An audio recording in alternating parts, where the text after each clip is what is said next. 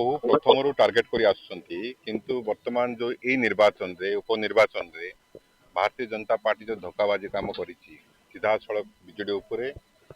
ଆକ୍ରମଣ କରିଛି ଏବଂ କ୍ୟାଣ୍ଡିଡେଟକୁ ଚୋରେଇ ନେଇଛି ତା ଉପରେ ସମ୍ମାନୀୟ ସଭାପତି ସିଧାସଳଖ ଆକ୍ଷେପ କରିଛନ୍ତି କଟାକ୍ଷେପ କରିଛନ୍ତି ଏବଂ ଆପଣ ଜାଣିଛନ୍ତି ନା ନାହିଁ ଏଇ ନିର୍ବାଚନରେ କ୍ୟାଣ୍ଡିଡେଟ ଚୋରି ହିଁ ମୁଦ୍ଦା ହେବାକୁ ଯାଉଛି କ୍ୟାଣ୍ଡିଡେଟ ଚୋରି ଗୋଟେ ବହୁତ ବଡ ମୁଦ୍ଦା କାରଣ ଏ ଅଞ୍ଚଳ ଲୋକ ଜାଣିସାରିଛନ୍ତି ଜାଣିଥିଲେ ଯେ ଜୟ ଢୋଲକିଆ ପ୍ରାର୍ଥୀ ହେଉଛନ୍ତି ହଠାତ୍ ପରିବର୍ତ୍ତନ କଲେ ଏବଂ ବହୁ ଟଙ୍କା ନେଇ ପରିବର୍ତ୍ତନ କରିଛନ୍ତି ବହୁ ଟଙ୍କା ନେଇ ପରିବର୍ତ୍ତନ କରୁଛନ୍ତି ତାର ପ୍ରମାଣ ଲୋକଙ୍କ ନିକଟରେ ଅଛି ଏବଂ ଆପଣ ଜାଣିଥାନ୍ତୁ ଚାପା ଗୁଞ୍ଜରଣ ଅଛି ଚାପା ଅସନ୍ତୋଷ ଅଛି ଯାହାକି 11 ତାରିଖ ଦିନ ବିସ୍ଫୋରଣ କିନ୍ତୁ ତାଙ୍କର ତ କୌଣସି ରାଜନୈତିକ ପୃଷ୍ଠଭୂମି ନଥିଲା ସେ କୌଣସି ବୁଥ ସ୍ତରରୁ ଅର୍ଗାନାଇଜ କରିନାହାନ୍ତି କେବେ କି କୌଣସି ପଞ୍ଚାୟତ କି ବ୍ଲକ ଅର୍ଗାନାଇଜ କରିନାହାନ୍ତି ସେମାନେ এই ରାଜନୀତିର ମୂଲ୍ୟକୁ ବୁଝିପାରିବେ ନାହିଁ ଏ ସଂଗଠନର ମୂଲ୍ୟକୁ ବୁଝିପାରିବେ ନାହିଁ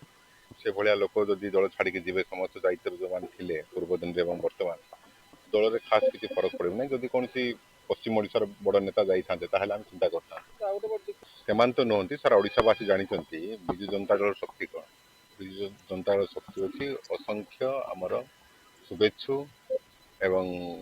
ହଜାର ହଜାର ସଂଖ୍ୟାର କର୍ମୀ ଏବଂ ଶହ ଶହ ସଂଖ୍ୟାର ନେତା ଯେଉଁମାନେ କି ଆପଣ ଜାଣିଥିବେ ବିଗତ 15 ଦିନ ହେଲା ପ୍ରତ୍ୟେକ ପଞ୍ଚାୟତରେ ଆସିକି ସେମାନେ ପଡ଼ି ରହିଛନ୍ତି ଏବଂ ଭୋଟକୁ ଜଗୁଛନ୍ତି କାରଣ ଯେତେବେଳେ ଆମେ ପ୍ରଥମ ଆସିଲୁ ଆମେ ଭାବିଲୁ ଆମେ ବି ତ ଭୟଭୀତ ଥିଲୁ ଯେ ଲୋକେ ଆମକୁ ଗ୍ରହଣ କରିବେ କି ନାହିଁ ଜଣେ କ୍ୟାଣ୍ଡିଡେଟ୍ ପଳେଇଲା ପରେ